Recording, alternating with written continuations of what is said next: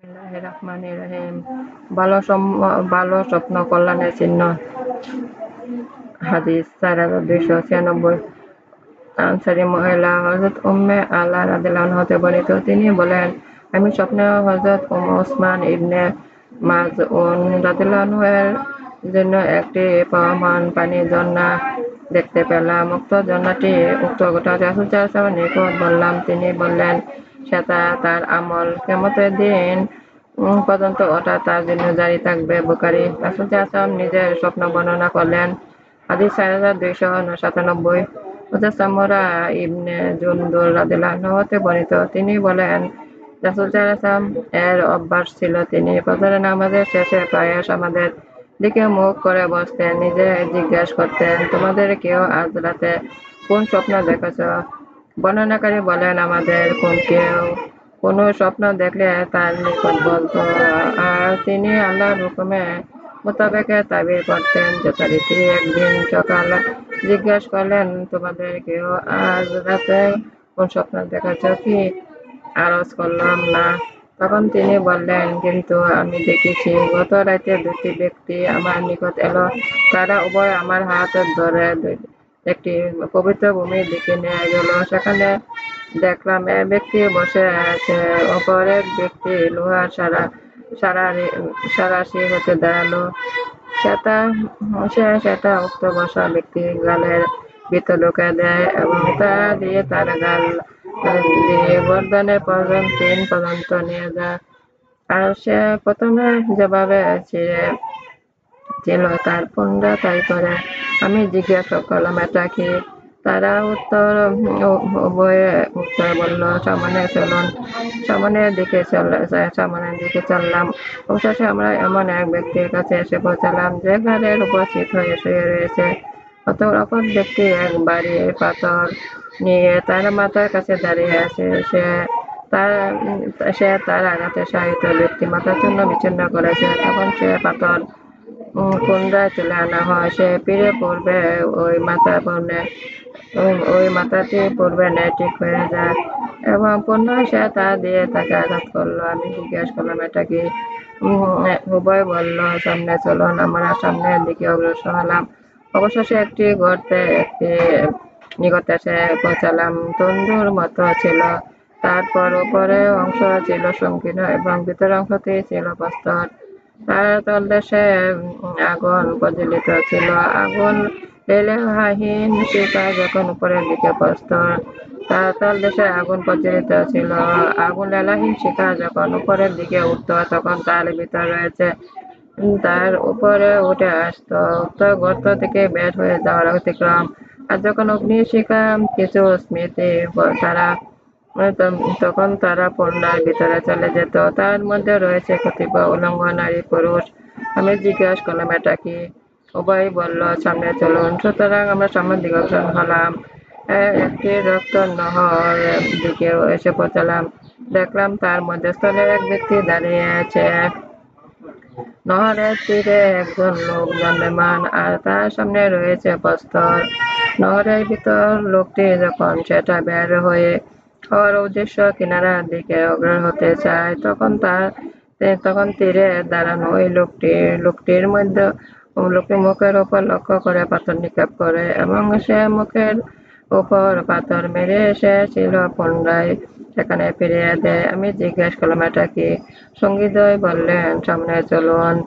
আমরা সামনে অগ্রসর হলাম। শ্যাম সুবাসিত একটি বাগান পৌঁছালাম। বাগান ছিল একটি। সন্নিকট আরেকজন ব্যক্তি দেখলাম, তার সামনে রয়েছে আগুন, যাকে সে প্রজ্বলিত করেছে। এরপর আমি সঙ্গীদ্বয় আমাকে ওই বৃক্ষের উপর আরোহণ করলো। সেখানে তারা আমাকে বৃক্ষরাজির মাঝখানে এমন একখানা গৃহ প্রবেশ করলো। এমন সুন্দর মনোরম ঘর আমি কখনো দেখিনি। তার মধ্যে ছিল কতিপয় বৃদ্ধ, যুবক, নারী, বালক। অন্তত তারা উভয়ে আমাকে সে ঘর হতে বের করে বৃক্ষের আরো উপর চড়ালো, এমন একখানা গৃহে প্রবেশ করালো, যা প্রথমটি হতে সমাধিক সুন্দর উত্তম। এতেও দেখতে কতিপয় অভিজ্ঞ বৃদ্ধ, যুবক। অন্তত আমি উক্ত সঙ্গীদ্বয়ের বললাম, আপনারা উভয়ে তো আমাকে সারা রাত অনেক কিছু ঘুরিয়ে ফিরিয়ে দেখালেন। এখন বলুন আমি যা দেখেছি তার তাৎপর্য কি? উভয়ে বললেন, হ্যাঁ, আমরা তা জানাবে। ওই যে এক ব্যক্তি দেখছেন সারা দিয়ে তার গলা চেরা হচ্ছে, সে মিথ্যাবাদী বলতো, তার নিকট হতে মিথ্যা রটনা হতো, এমনকি তার সারা দেশে ছড়িয়ে পড়তো। এত তার সাথে কিয়ামত পর্যন্ত ওই আচরণ করা হইতে থাকবে যা করতে আপনি দেখেছেন। আর যে ব্যক্তি মস্তক পাথর মেরে ঘায়েল করতে দেখেছে, সে ওই আল্লাহ তাআলা যাকে কোরআন শিক্ষা দিয়েছেন, কিন্তু সে কোরআন হতে গাফেল হয়ে রাতে ঘুমাতো এবং দিনে তার নির্দেশ মোতাবেক আমল করতো না।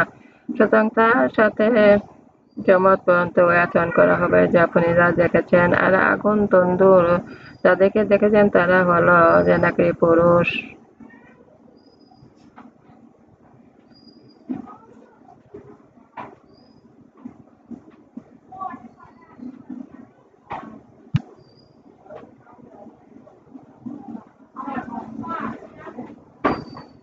আর ওই ব্যক্তি যাকে রক্তের নহর দেখেছেন তিনি হলেন হযরত ইব্রাহিম আলাইহিস সালাম। চারপাশের শিশুরা হলো মানুষের সন্তানাদি।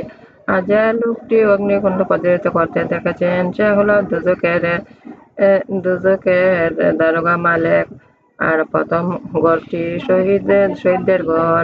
আর আমি হলাম জিবরাইল, আর ইনি হলেন মিকাইল। এবার আপনি মাথার উপরের দিকে তুলে দেখুন। তখন আমি মাথাটি তুলে দেখলাম যে আমার মাথার উপর মেঘমালার মতো একটি জিনিস রয়েছে। অপর এক বর্ণনা একের পর এক স্তবক বিশিষ্ট সাদা মেঘের মতো কোনো জিনিস রয়েছে। তারা বলল, এটা আপনারই বাসস্থল। আমরা বললাম, আমাকে সুযোগ দিন, আমি আমার ঘরে প্রবেশ করি। তারা বলল, এখন আপনার হায়াত বাকি আছে যা আপনি এখনো পূর্ণ করেননি। যখন নির্দিষ্ট হায়াত পূর্ণ হবে তখন আপনি আপনার বাসস্থানে প্রবেশ করবেন। বুখারী। আর মদিনা। রাসূল সাল্লাল্লাহু আলাইহি ওয়াসাল্লামের স্বপ্নের বিষয়ে হযরত আব্দুল্লাহ ইবনে ওমর রাদিয়াল্লাহু আনহু হতে বর্ণিত হাদীসটি হারমিল মদিনা অধ্যায়ে বর্ণিত রয়েছে।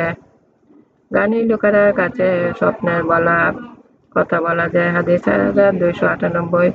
হযরত আবু রদিন উকাইলি রাদিয়াল্লাহু আনহু হতে বর্ণিত, তিনি বলেন, রাসূল সাল্লাল্লাহু আলাইহি ওয়াসাল্লাম বলেছেন, মুমিনের স্বপ্ন নবুওয়াতের 40 ভাগের 1 ভাগ। আর স্বপ্ন অন্যকে বলার পূর্বে পর্যন্ত উড়ন্ত পাখি পায়ের মধ্যে ঝুলতে থাকে।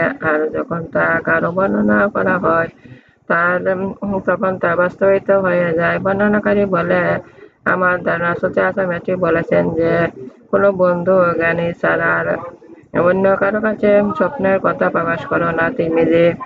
দাউদের বর্ণনা রয়েছে, রাসূল সাল্লাল্লাহু আলাইহি ওয়াসাল্লাম বলেছেন, স্বপ্নের তাবির না দেওয়া পর্যন্ত পাখির পায়ে ঝুলতে থাকে, আর যখন ওটা তাবির দেওয়া হয় তখন তা বাস্তবায়িত হয়ে যায়। বর্ণনাকারী বলেন, আমার ধারণা রাসূল সাল্লাল্লাহু আলাইহি ওয়াসাল্লাম কথা বলেছেন যে কোনো বন্ধু বা কোনো জ্ঞানী অর্থাৎ তাবির সম্পর্কে জ্ঞাত ব্যক্তি অন্য কারো কাছে স্বপ্ন বর্ণনা করো না। সাদা কাপড় স্বপ্নে দেখে মুক্তির লক্ষণ। হাদিস 4299। হযরত আয়েশা রাদিয়াল্লাহু আনহা হতে বর্ণিত, তিনি বললেন, একদিন রাসূল সাল্লাল্লাহু আলাইহি ওয়াসাল্লামকে ওয়ারাকা সম্পর্কে জিজ্ঞেস করা হয়।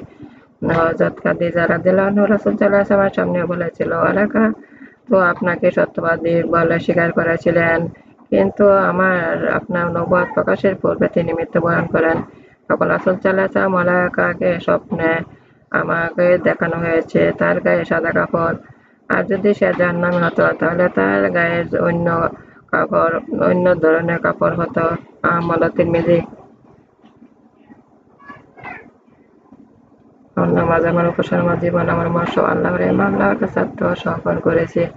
হে আমার রব, আমাকে আল্লাহর আনুগত্য বানান, রাসূলের আনুগত্য বানান, আল্লাহর উপদেশ পালন করতে শক্তি দান করুন, দুনিয়া আখিরাতে কল্যাণ দান করুন, দুর্ভিক্ষের অগ্নি হতে আমাদের রক্ষা করুন।